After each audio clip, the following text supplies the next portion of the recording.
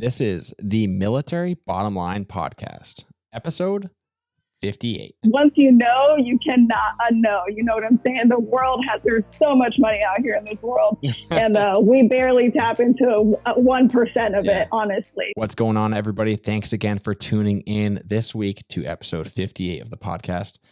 Again, so excited and so grateful for you guys to be tuning in. This week, I have another 5 Pillars real estate member from the Fayetteville, Charlotte area.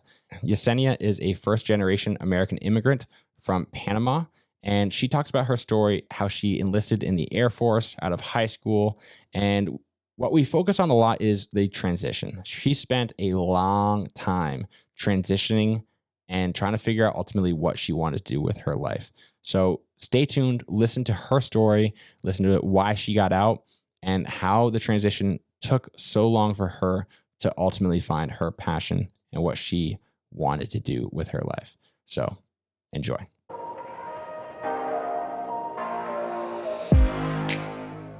Welcome to the Military Bottom Line Podcast, where we learn from veterans and those currently serving how to make the most out of a military contract. We're here to motivate, inspire, and help you leverage your service to positively impact you professionally, personally, and financially during your military career and beyond. Good afternoon, Yesenia. How are you doing? Hi, Jason. I'm doing so good. Thank you so much for having me. Oh, my pleasure. My pleasure. I'm so excited. Like the 5 Pillars group has been so good to me as, a realtor group of veterans that have all kind of transitioned out, and maybe some are still in, and they're all killing it together. So I see you guys in your community growing and doing their thing. And so I'm excited to talk to yet another individual from 5 Pillars. That's awesome. I know 5 Pillars, honestly, it's a family. If you haven't already been able to get that vibe, we're all super close. Definitely the military background joins us together. So we all have that in common, and everyone has that hustle mentality. We're focused, disciplined, and whatever it takes just to scale and grow. And so I really, really have enjoyed being part of the team. I love it. Let's back up a few years and kind of hear, what your upbringing was like a little bit and what ultimately made you decide to join the military in the first place. Okay, that's an easy one. So I am first generation immigrant. I'm Panamanian. I came to the States when I was 5, and so I did K through 12 and obviously some college, but I am pretty much American. I feel that very much in my heart. There's some, debates on like where you're from and the whole thing, but my family's still very Hispanic. There's still Spanish at home and all of those things. But I grew up in an American world. I wanted to do all of the traditional things that we do here in this country, driver's license and going to parties and just all of those milestones. So in my childhood at home, it was I really didn't know that I could go to college, right? So that's something that I definitely want everyone to know out there, that you do have the option to go to college, and I just didn't have the resources, and my family didn't have the resources to guide me through going to college. So I knew that I didn't want to be at home because I was a teenager, and I was like, I hate it here, like every other teenager does, and I wanted to get out. I was in Air Force ROTC all 4 years of high school, and I loved ROTC. It was so structured. I had friends. Everybody was from a different, walk of life. So I really appreciated that belonging there in ROTC, and so that's ultimately what led me to make the decision about joining the Air Force. Cool. And it was Air Force ROTC, so it was only natural that I went Air Force operational. And so I enlisted at 18. Awesome. So a couple of things within that. One, what state did you move to when you came to the U.S.? North Carolina. So I'm Fayetteville, North Carolina. Oh, wow. Okay. Awesome. Yeah. And then was there something specifically that drew you to Air Force ROTC in high school? That is a great question. No one's ever asked me that, and I don't know that it was anything that truly drew me to that. I was just a really active kid. I thought they were all super cool because being from Fayetteville, it's a military town. You see people in uniforms all the time. So I don't know that there was any one specific thing. I just kind of wanted to be with that crowd of people. Okay, cool. That's awesome. So you ended up enlisting in the Air Force out of high school. You mentioned kind of like wanting to go to college, but was that your primary motive, or like what were you hoping to get out of the military when you enlisted? My primary motive was not to go to college because I really hadn't considered it as a real option. All of my friends were putting in college applications and taking the SAT and the ACT. I didn't really know what that meant, although I did take a few AP classes and honors classes. But again, there was just no one in my immediate circle that really could point me in the right direction. So my motivation in joining the military, honestly, was just to get out of Fayetteville. Like, that's all I wanted. That's all I wanted. I was like, I want out of here. I want to travel the world. I'm going to be super cool. Leave all you people behind. That's all I wanted. Yeah. Well, it's a good thing you didn't go with the Army, because there's a good chance you would have just ended up back in the same place. So true. And knowing me, I would have gone airborne and I would have been right back at Bragg. So it's probably good I went Air Force and not Army. I always feel bad for the people that happens to. They're like, all right, I'm going to join. I'm going to go see the world. And then they end up like back in their same neighborhood. I'm like, oh man, what a for sure short straw there, Absolutely. But to your point, I went 2 hours down the road to Shaw Air Force Base in Sumter, South Carolina. So I really didn't get to go anywhere, Man. And I was home every weekend. It was really. Yes. Wow. Well, I'm sorry to single you out there like that then. Don't. It's okay. It's part of the process. It's like you say, you think that you're going to get one thing and then you go operational and the real world hits you, reality check hits you, and you're like, oh, this is not everything that I thought it was going to be. Yeah, no doubt. So what was your contract like? What job did you enlist into? So when I first went in, I went into liquid fuels maintenance. And shortly after tech school, I got deployed and I went to Qatar. That was 6 months in, probably 8 months in, 9 months in, I went straight to Qatar. When I came back, they had done away with the career field. And it was under the umbrella of civil engineering. And so when I came back, they merged the career field with what they called water and fuels maintenance or something like that. It had some kind of a combined name. But it turns out they ended up contracting all of the jobs that I was supposed to do to civilians. So it really only left me with one option, and that was the water part of the combined part. And that ended up really being just utilities. And that's just a fancy name for saying plumbing. Okay. No, it was not fun. It was not fun. Not what I wanted at all. Good skills, though, I imagine, especially now being in real estate. Okay. No. First of all, so I paid someone else to do that. That is not my cup of tea. So that was part of the reason why I got out. And so the career field was critically manned, and so they were not letting people retrain or reclass out of that career field at that time. I would have had to wait until the career field was never critically manned in order to progress into something else. And so ultimately, that's really why I ended up getting out. Wow. So that the lack of flexibility there makes me wonder, like, what is the time frame of this? What years did 2007 to 2011. Really? Was when I joined. Interesting. 2007 to 2011. Okay. So I would have expected a little bit more flexibility during that time frame, given the conflict in the Middle East and I'm trying to think of when the surge was, but they weren't really willing to work with you and allow you a different MOS, or you just didn't really push that hard. Well, in my opinion, I pushed as hard as I knew I was able to. And so I did put in a package for retraining, but it was denied. And as I asked more questions and talked to, higher enlisted people, they're like, no, people stay in this career field for a long time in civil engineering because it's always critically manned. Gotcha. So it would have just been a gamble. I could have re-enlisted and, luck of the draw, hoped for something better, but I just couldn't. Yeah. Suck it up for that long. Okay. So you enlisted and you very quickly ended up with a deployment. Was it one single deployment in the 4 years, or how did your 4 years play out? And like, what did they have you doing? Where you said you got stationed at Shaw. What did your 4 years look like?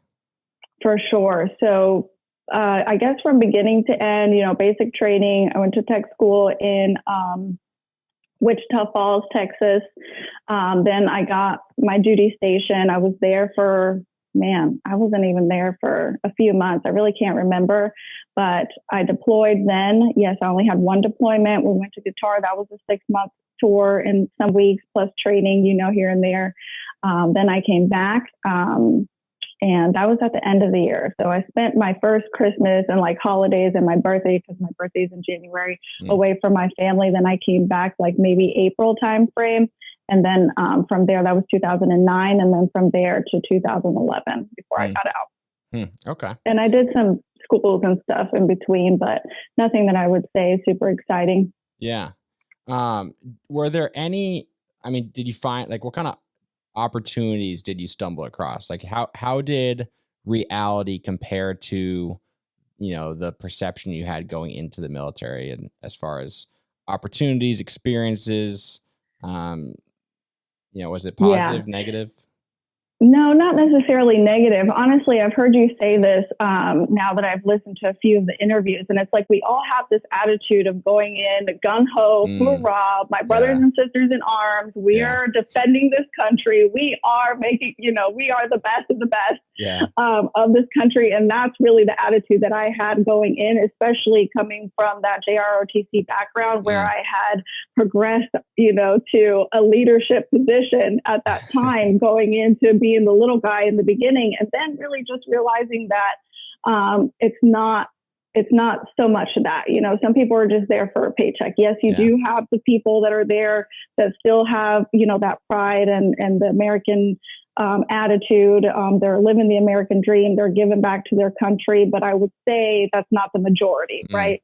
So I won't say that it's all negative. I definitely had some positive influences. I met other female leadership that I thought were amazing, lieutenant colonels that were in my company. And they were just really big role models to me at that time. So I won't say it's all negative, but yes, for sure, we had some positive things there too. Cool.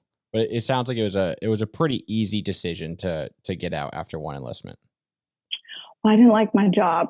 So that's really what it all came down to. And then by the time that I figured out the other resources that were available to me, so this is where school comes back into play. Then I was like, okay, well, now I can get out. And I knew a little bit more about the world at that point, where I'm like, oh, okay, I can go to college. And my service has allowed me to potentially get a better job or qualify for a security clearance or, do these other things. I was able to use my VA loan for the first time. I bought my first house when I was 21. It wasn't there in Sumter. And so I just happened to have a leg up there. That's not something that someone told me to do, but it made sense in my mind at the time.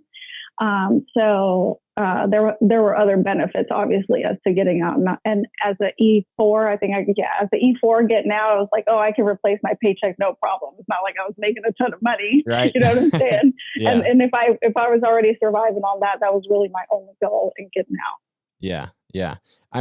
A lot has changed for military personnel transitioning out of the military in the past 10 years. I think, it's still changing. It's crazy, like how quickly they're updating programs, updating benefits. And so, did they have that transition seminar for you when you were getting out at that time, or what was transition like at that point in time for you? And what was your mindset? Were you scared? Were you like, I'm so over this that I want to get out and go on to the next thing, or what was that would like for you? Yeah, there definitely is a transition program coming out of the Air Force where they help you with your resume. There's some job searching that's involved.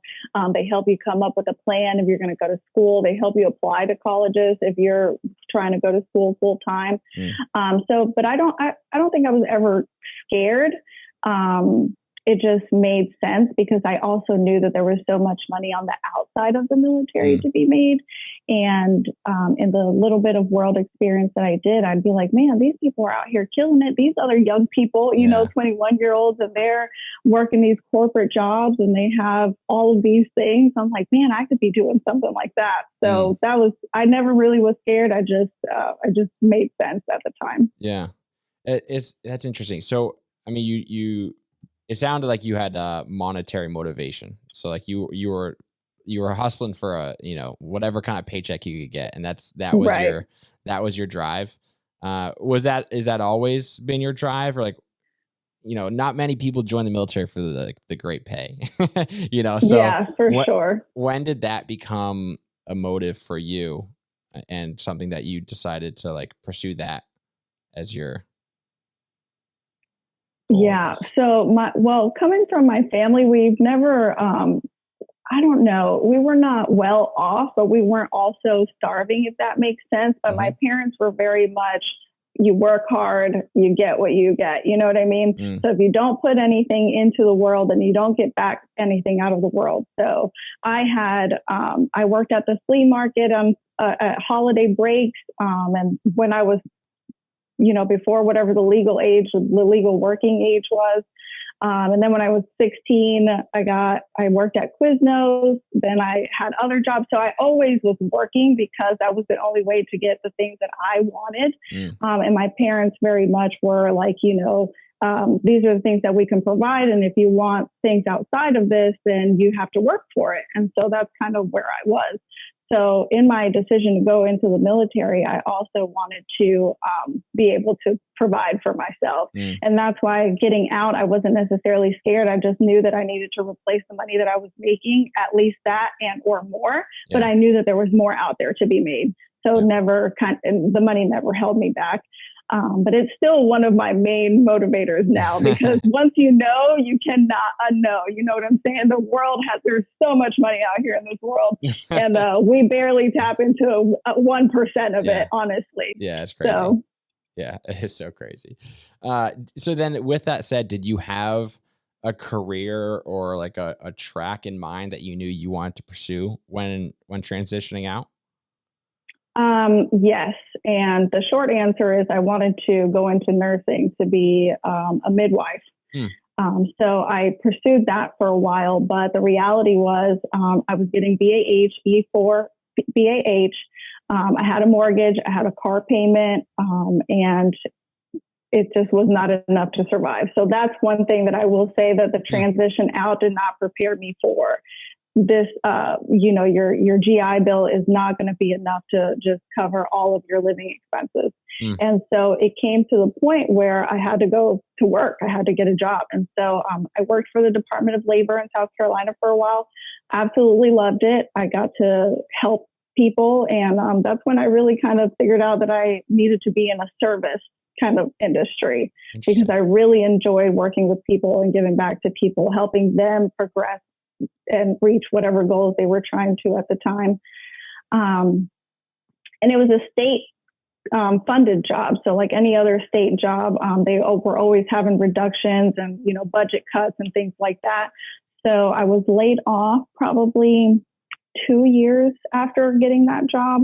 And I was in South Carolina by myself, and my parents were like, well, don't you think it's time to come back home? So then I moved back to Fayetteville. So that's interesting. So basically you dropped out of nursing school because the BAH that was given to you when using the GI Bill wasn't enough to cut it. So you're like, okay, I have to go get a full-time job in order to make ends meet. So I did all of the prerequisites. Now, remember, I had no college or no nothing. So it took a while to like get the prerequisites and everything out of the way. And then I was able to get on the nursing waiting list, into the program waiting list. But in order for you to continue to be eligible for the program, you have to be a full-time college student. And at that point, I would have just been burning through more GI Bill money. I was running out of GI Bill money because at that point I had been in school for so long. Wow. And so then I was like, you know what? This is just not for me. This is not the way it's meant to be. So, So I decided to explore other options. at Yeah. that point. So honestly, I mean, I think like this is a very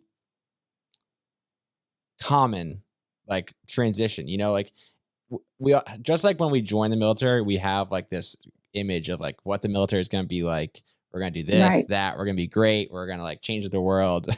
And then like we kind of do that same thing all over again when we transition out, and we have like a goal. We have, the steps lined up and we know what we're going to do. But then like reality kind of plays out, and things Hmm. get pretty murky. Um, Right. so, going to school, using the GI Bill, realizing that like the GI Bill, is not indefinite. It will run out at some point, and, Right. expenses accumulate and things like that. So how, like, what was going through your mind during this transition, during these ups and downs and layoffs and dropping out of school? Um, and what did you learn from that others could, learn from your lessons there? For sure. Well, to your point, I did not think it all the way through. That's 100% hands down. And now all of the work that I, have done, and what you will hear successful people say is write it down, because it truly, and I hate to say it because it makes me sound so old, but now I'm like a firm believer. If you write it down, even if you don't have all of the steps laid out, you can then work out what the steps are. Even just writing one thing down, this is my goal, and now how do I get to this goal? What do I need to do to reach this goal? How much money do I need to reach this goal? Yeah. And during that time, I just wasn't thinking things all the way through, and I was motivated by the money in a negative aspect, where I was just living paycheck to paycheck. Well, if I can make this last until this date, then I can do this, and then this more money will come in. Or not come in, for that matter, and then I got to figure that part out. So as much as the motivation I had with money, I just had no money education, right? So my family was that. They were paycheck to paycheck. They were work hard, but these are our bills. And when they did get money, let's just say for a rainy day, they'd be like, well, the family deserves a vacation. So then we, go on vacation and things like that. And so those were not bad things, but they just were not good habits to help me into adulthood, establish those habits. Yeah. Yeah. So then you found yourself laid off, pretty much out of GI Bill, moving back to your parents. I mean, that's like, I that's a difficult thing to go through. Like you've been out on your own for 6 years at this point, Right. Yes. Because like, honestly, I moved back in with my parents for a short period of time, a number of years after getting out. And like, it's definitely a difficult thing to accept and to do, and I guess the family dynamics play a role in that also. But Right. what did you take from that experience, and like, how did you then become, where you are now? Like how did this play out? Yeah, honestly, I had moving back in with my parents definitely was an eye opener. And when I first moved back to North Carolina, I didn't stay with my parents for long. I had enough money saved and enough of a plan to know that I could go out there and get a job and afford my own apartment and be back on my own again. Yeah. And honestly, that's what I did. So I was with them for 6 months. Ish, right when I first got back, and then I found a job. Cool. And I kind of bounced around from job to job, and then I ended up in a production job. And a lot of people will know because it's one of the main employers in Fayetteville. But it was Goodyear Tire Plant, and my father has been there for a long time, and it just was one of the higher paying jobs. And by higher paying, I mean when I left there, I was making $19.50 an hour, which is not a terrible thing. But again, there's just so much more money to be made in the world. And it was hard work, and I was miserable, honestly. And so I just got to a place where I said, I'm going to leave this job and I'm going to live in a cardboard box, or I'm going to figure it out. And I had just sold my house in South Carolina to kind of float me through the transition, because now I was thinking about things a little bit more through and through. And so I'm like, real estate, I think, is really where I need to be. And I do not regret it for one day in my life at all. So I would study at work at night. When I would get off at 7 o'clock in the morning, I was going to take the classes, and I just persevered through that. And then through real estate, I've met these wonderful people. I've met other young people that were doing way more. And that was just kind of the motivation to where I am now. You landed on real estate based on the experience of buying and selling your own home. Is that how you landed exactly there? Right. Mm-hmm. Awesome. So, and that, I think that's like, you didn't buy your home with the intention of like becoming an investor, becoming an agent, or getting into the industry. You're like, this just seems like a logical move. Let's just do it, Correct. Exactly. And so I think that speaks to like being aware of the things that you're experiencing, whether good or bad, and actually taking something away from it. Like you enjoyed that process. And I assume you like enjoyed the payday after selling the house. Sure. Well, I didn't make a ton of money, but it was enough to get me started. I was like, I can't do this job. And also I went through a loss, and my grandmother passed away, and she was a big part of our family. And, when you experience a loss like that, it's like, life's too short. What am I doing here? Like, I'm so young. I could be doing all these other things. And so that kind of helped to, catapult me out of that mindset too, that I was in, just living Groundhog Day every day, not using my brain. I really was thinking I was getting to the point where I didn't even know how to have conversations with people anymore because I was just in that job for so long. And I just needed to reclaim my life. And I just had that aha moment. Like, this is it. We're never going to come back here again. We have to do more. And so I started taking the steps to do more. As a real estate agent? As a real estate agent, because I love it. And I love people. That's awesome. So I'm curious, like, how long out of the Air Force were you at this point when you decided, okay, I'm going all in on real estate? Oh my gosh. Okay. So I got out 22, and I found real estate in 2018, 28, 29, something like that. Okay, cool. Yeah, 29. So, and like, not like, there's nothing wrong with like a longer transition to try to figure it out. But because I think that is like very common, and some people are fortunate. They know exactly what they want to do. They go do it. At 22 years old, it's like, you know what, good for you. Right. But the reality is, like, a lot of us don't do that. We kind of like try different things, and we have to try 100 things and hate it to ultimately find the one thing that we're like excited about to do. Right. Definitely. So I think that like, I imagine that lengthy transition process to land like where you are now was probably not your favorite period, but a lot of lessons learned. So many lessons learned. And now lessons that I don't have to repeat, which I'm really thankful for, actually. But in the short amount of time, from the time that I found real estate, so one thing that we skipped over during the transition process is because I burned through my GI Bill and I was so hell-bent on getting, into nursing school, I racked up student loans. I had $25,000 of student loan debt. My credit score was horrible. I can't even tell you what it was.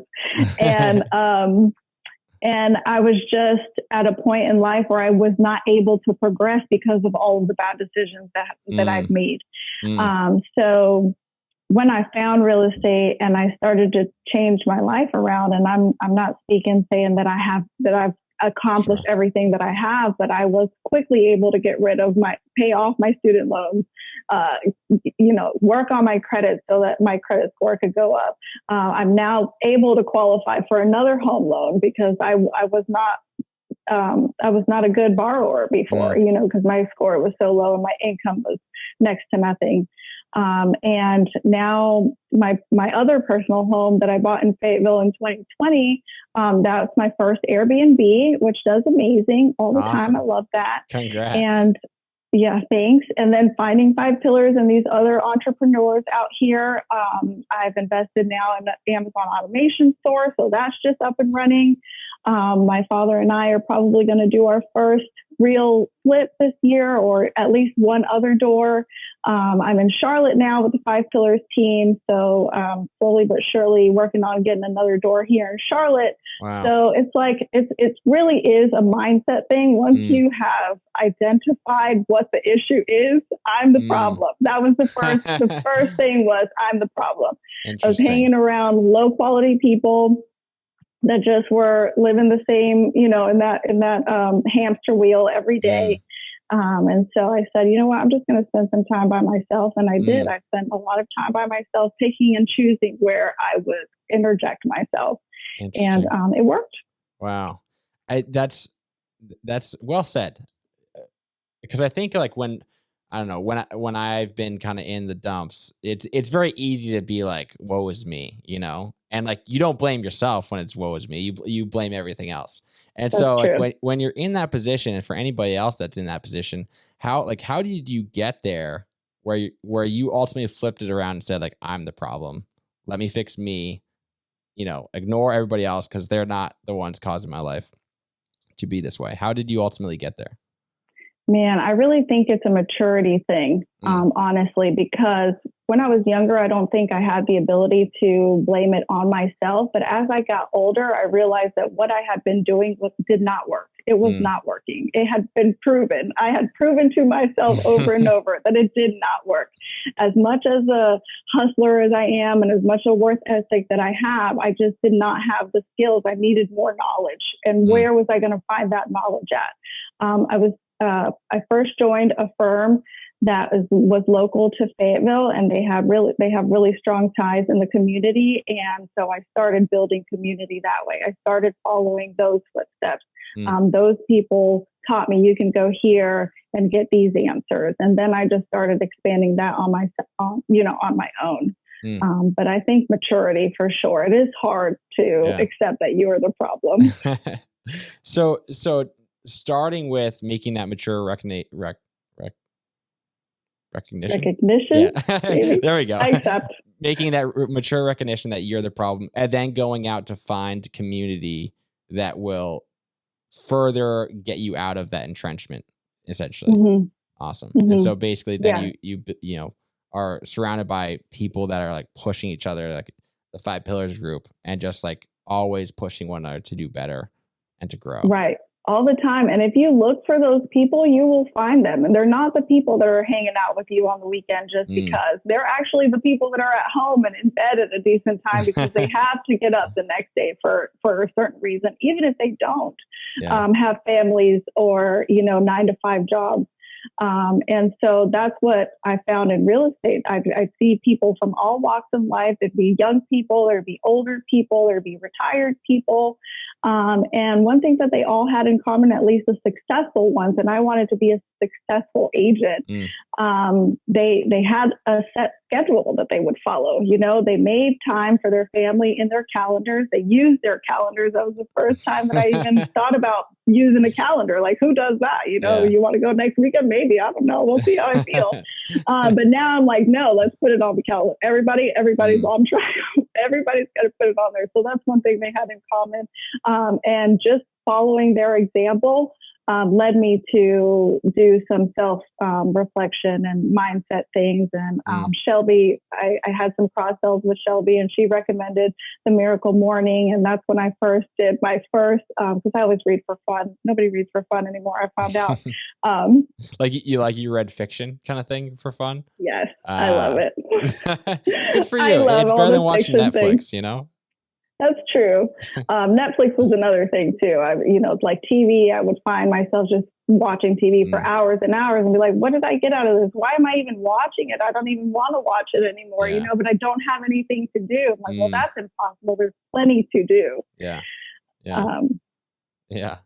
So I hope I answered your question. No, it was great. It was great.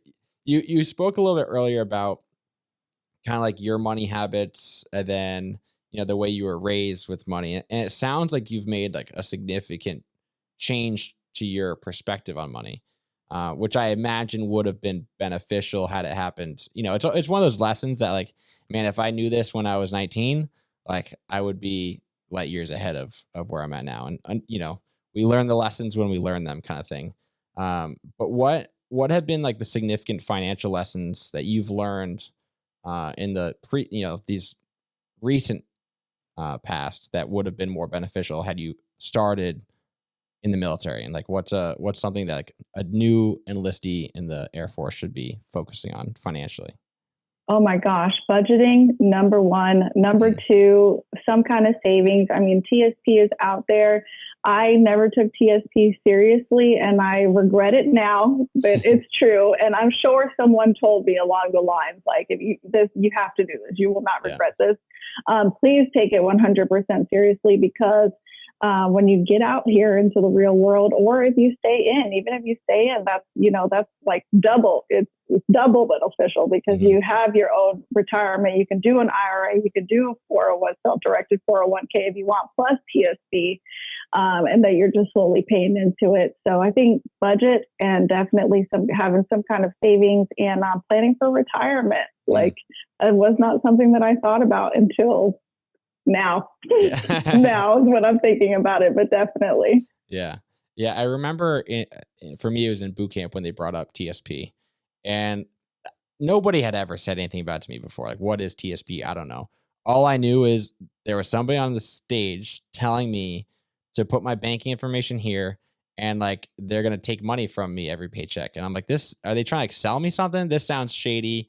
I'm not gonna do this because it's not really being well explained. So I opted out of it for like the longest time, and I just didn't even like circle back to think about like what the heck was that. So I too missed out on a lot of TSP opportunity there. So yeah, for those that haven't done it, or are still for some reason not doing it, it's definitely worth jumping on. And another thing is a resource that I did not have until now is YouTube. Honestly, like, you can YouTube everything. Crazy. I am a firm believer of the YouTube University. I am a student in whatever field I want to know in. I just YouTube it, and money has been one of those things. Now, like, I've watched a ton of budgeting videos, a ton of retirement videos, a ton of how to invest your money, or how to not invest your money, for that matter. What are the things not to do? And you literally can just say what not to do with money, and something will come up, Yeah, but you gotta also be careful about those YouTubers that are gonna be like Dogecoin to the moon or something like that. Okay, that's a good point. There's a lot of dangerous advice on YouTube. Right. Don't do that. Do a little bit of vetting first, Don't believe everything you see on the internet. That's also a thing. But yeah, no, I too am also a student of YouTube University. And it's free. So, for sure. You can't get any better than that. Can't beat it. So what kind of intangibles do you feel like, if any, you took away from the Air Force that are still having an impact on your life today? Definitely the discipline, for sure. I mean, there is nothing. I don't know that I had discipline before I went in, and it's something that stuck with me. Sure, my parents instilled some disciplines, but I didn't realize that that's something that really does truly stick with you when nobody's holding a gun to your head and is not forcing you to do it, because you can see the difference versus laying around all day doing nothing, and getting up and having a plan and following through. So I'm curious, what does discipline mean to you? Because I feel like it's like kind of a buzzword that people like throw out, like Jocko, discipline is freedom kind of thing. But to you, like what does discipline mean? So I'm going to be really cheesy and say that I saw a meme the other day that really resonated with me. And it was, I'm not always motivated, and discipline is what gets you the results. Right. So I'm sure it's not, I didn't say it exactly like that, but you get the gist. We don't get up motivated every day. I would be lying to you if I said every day I'm freaking motivated to conquer the world. That's not the truth. Some days I do get up and I'm like, I'm going to destroy the world today. Other days I get up and I'm like, you suck, get it together. So the days that you're not motivated, discipline will get you through. Just creating those habits. I totally agree. And it just starts with like the small things. And like there's this guy, I'm trying to remember his first name, Watson. Watson. Like this guy gets up at 2:45 every morning, and like he hasn't missed it in like however many years. And I respect so like anybody that can master themselves to that degree and like have that much discipline to like not miss a 2:45 wake up call in like X number of years is just like unbelievable. Yeah, that's impressive. I don't have that. I don't have that. And it's okay. I don't either. I don't Okay. either. We're all slowly progressing towards what our level of discipline necessary for what we want out of life is. And so everybody has their own level of discipline that they want. But I think we all know that like that little extra step is going to get us to where we actually want to go. Yeah, for sure. So that definitely helps every day. I mean, like I said, motivation, it comes and goes, just like anything else, but having those habits, knowing what those habits are, knowing what your day is supposed to look like, at least helps you to jumpstart and get out of those little moments. And obviously having people around you that are like, no, you can't lay around today because you got shit to do. Like, get up, like it's time, Yeah. Yeah. What would you say your best and worst experience within your military time was? My best experience, I think, was just the brotherhood. Okay. So we talked a little bit earlier about how, some people treat it as a 9 to 5, but, you do make relationships in those early years and people that stay in even after. Okay. So you're not everyone's friend, or you don't really necessarily share that bond with everyone, but you do make really meaningful relationships during that time.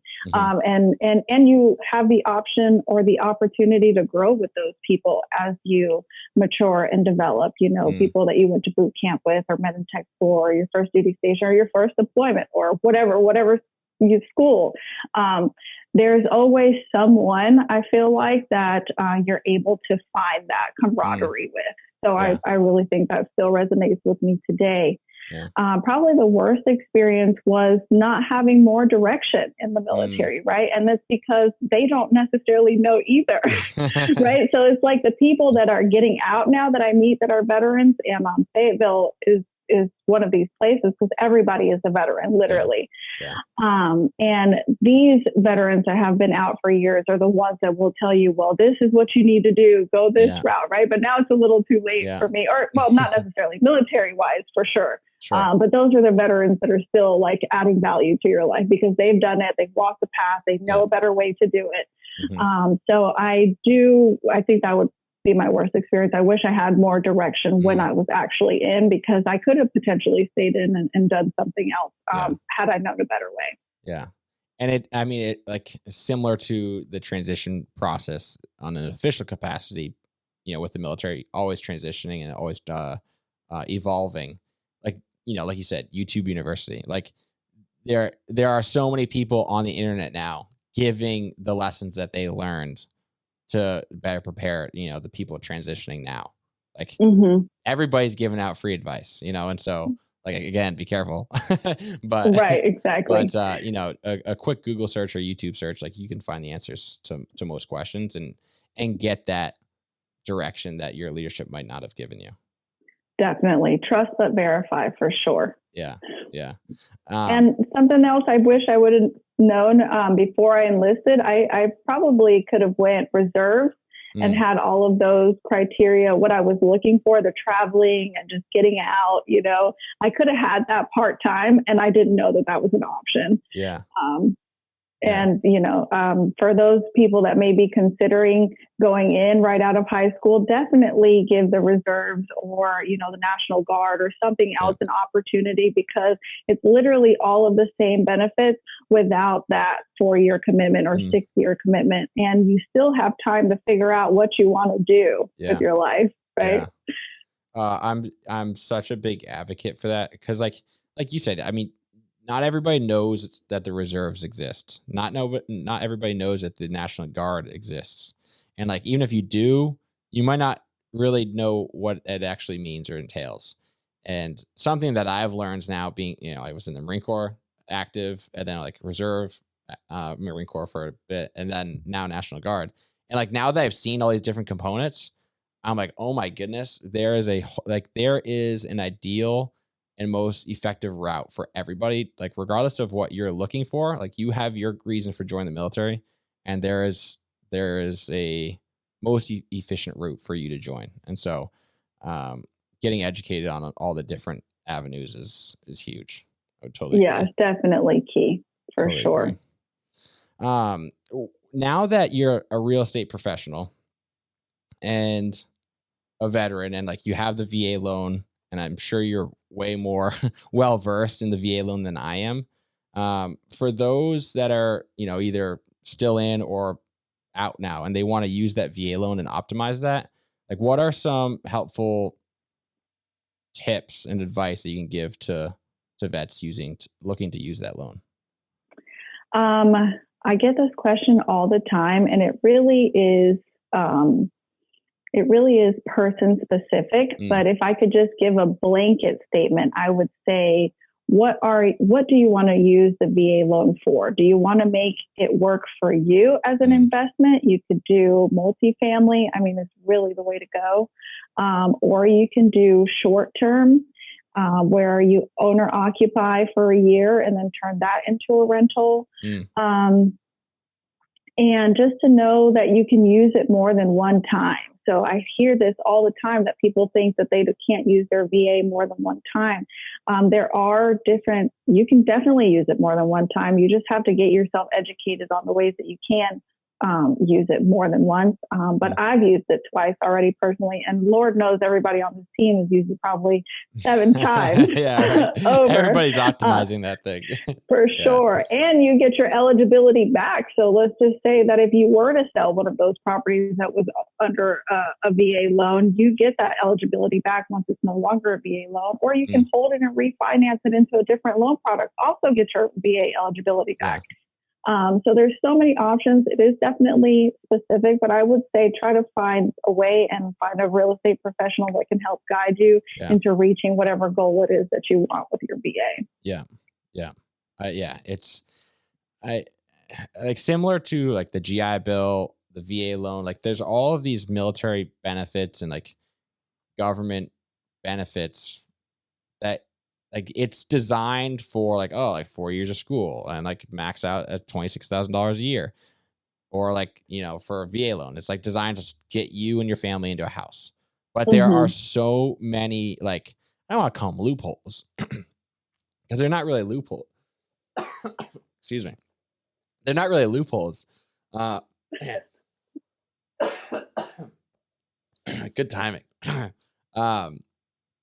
They're not really loopholes, but there's just a tremendous opportunity to further leverage that benefit and turn something that might be, kind of worth like $100,000 and make it worth like $250,000, or something, the VA loan, like being able to buy a fourplex for zero down is just like, it's, that's $1 million right there, depending on where you are in 30 years, like boom. And so there's just tremendous opportunity to kind of like look behind the curtain a little bit and see like how other people are leveraging those benefits. And to buy a house under market value. It is still possible with the VA. It has to be in a little bit better shape, but it's really not that hard to find. What I find that most of my veterans they don't want any delayed gratification, right? They just want to move into the home that they want, knowing that it's not their forever home, knowing that they're going to travel in 2 or 3 years. This is 3 years max. And they still don't want to go into something that they could potentially then Airbnb. And now they've left and they're trying to get rid of it, but they can't because they don't have, there's not enough equity in the property for them to sell. So they end up renting. And then, then there's the struggles of being the landlord and property management. So those are just things to consider for sure. So let's go into that a little bit, because you're saying be careful to like you should buy, when using your VA loan, buy under market value. Is that what you're saying?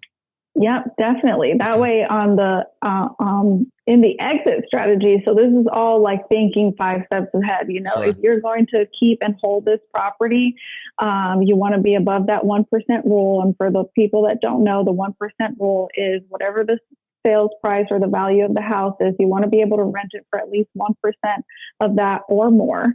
When you buy a property at market value, it might not necessarily rent for that 1% or more. Therefore, when you leave, you could potentially be putting money out of pocket every month, even if you do have a long-term tenant in there. Yeah. You could have to, and this happened to me with my house in South Carolina because I didn't know. So for the first year, I had to put like $100 out of pocket in order to cover the mortgage because the rent didn't cover the payment. So that's a lesson I learned the hard way myself. And I see veterans definitely, not so much in Charlotte because we don't have so many veterans in Charlotte, but definitely in Fayetteville, they'll buy these properties at market value at the top of their budget. And then on the exit strategy, now they're struggling. They're having to come out of pocket with money. And as we all know, the military is it's not a rich, nobody's rich in the military. It may appear that way, but really, there's pretty tight constraints there. Yeah. Somebody told me once, Tyler Goebel, a number of episodes back, the biggest danger with using the VA loan is getting underwater, in that loan. So like if you're buying at market price at the top of the market and then the market crashes, like you're negative, like you can't sell that house and get out of it. You're going to have debt to pay even after selling it. And so while buying a home under market value might be a little bit difficult right now, you just have to be patient. You just have to do that much more work and research and put in that many more offers, Right. Definitely. I mean, it's definitely a team effort. But for the people that do their research and are a little bit patient, it just is so much more beneficial and an easier transition, to move on to their next duty station, or easier transition to invest in the next property because the property they acquired is taken care of. There's no concerns. There's no questions about it. Yeah. That's awesome. So now, what is it? 2021. So 10 years out of the military for you. Yes. Do you, looking back at that decision to join, you got out after one enlistment. Are you happy that you made that commitment and enlisted in the first place? I am. I don't regret that for one moment. There's definitely a ton of things I wish I would have known now, that I know then. But I don't regret it for one moment. I don't regret getting out either because I feel like I definitely had to go through those pains of life in order to appreciate where I am now and where I'm going, because never before has my future been so clear as it is now.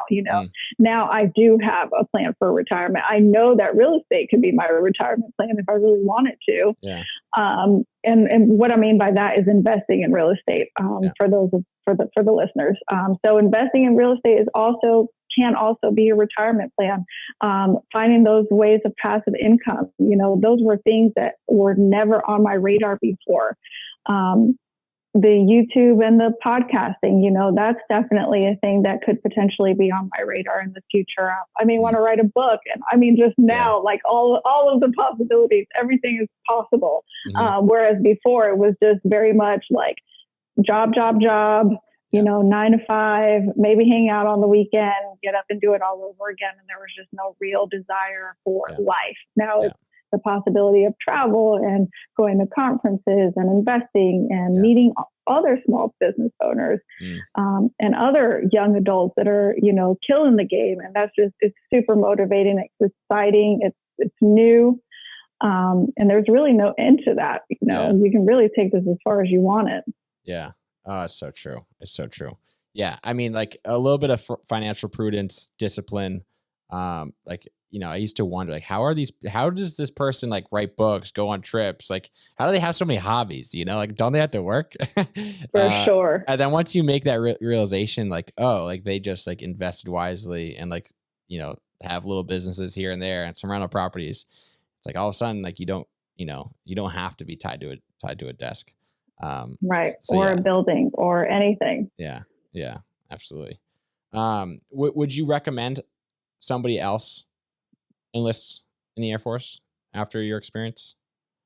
Absolutely. I think there definitely is a need for people. It's just, what do you want to get out of it is what I did not think far enough ahead. I do truly believe that I could have stayed in and still made the most of it, and potentially learned, all there is to learn in the military too, a lot more. So it's not that I don't recommend it, but definitely do the research to know what you want out of it. Just go in with a purpose. If it is your forever goal, if you're going to be a career airman, if you're going to be a career soldier, whoever you're going to be, then, write it down and make the steps to know what you're going to get out of your career. What schools do you want to go to? Research that. What stations can you possibly, your job, are you going to stay in that forever? When you get out, because you will, 20 years goes by so fast, and then people get out and they're like, I don't know what to do with myself now. So those are all things to think about.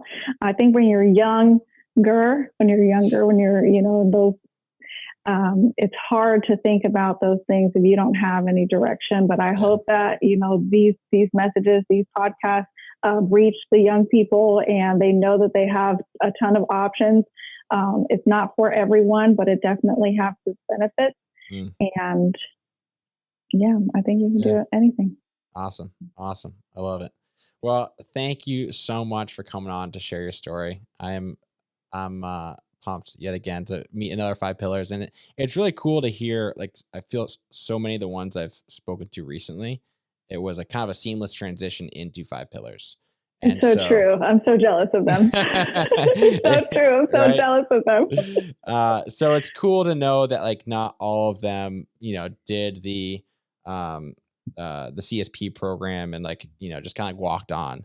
Like, you like fought to get there. And so that's, an awesome story of redemption and trial and discipline. So definitely. I appreciate that. Yeah. Where can, go ahead. Oh, nothing. I was just going to say that the 5 Pillars crew, man, those people that are transitioning out of the military, and I forget what the program is called now because I didn't even know that it existed, but I'm sure you know. What's the name of it? Yeah, it depends on the branch, I believe. Either Skill Bridge or CSP, which I'm totally Career Skills Program, I believe it's called. Okay. So for the people out there, definitely use it. And it's not just for real estate. A lot of our team members have used the program and obviously have ended up here on the team with us. But now to know that you can take that career skills program and go into accounting and do an accounting internship if you wanted to do that, or if you wanted to be a CPA, or if you have some kind of medical desire that you want to go and do.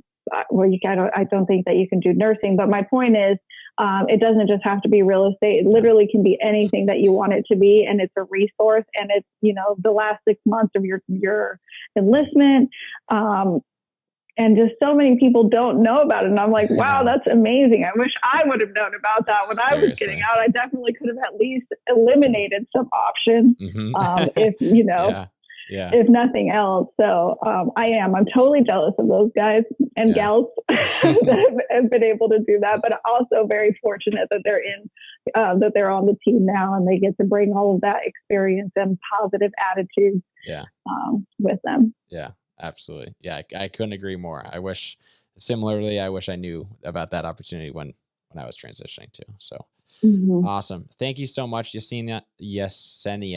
I apologize. There you go. You got it. Where can the listeners find you and maybe reach out to you if they're going to be buying a house in Fayetteville or something? For sure. I am most reachable on Facebook, and it's just Yesenia Fernandez on Facebook, part of the 5 Pillars Realty team. And on Instagram, I am Yesenia _5 Pillars Realty _ in between there, because everything else was taken. So sorry to make that complicated for you guys. You guys get the gist. And that's about it. Awesome. Thanks so much. I'm curious, is it a requirement of 5 Pillars that everybody puts 5 Pillars in their Instagram handle?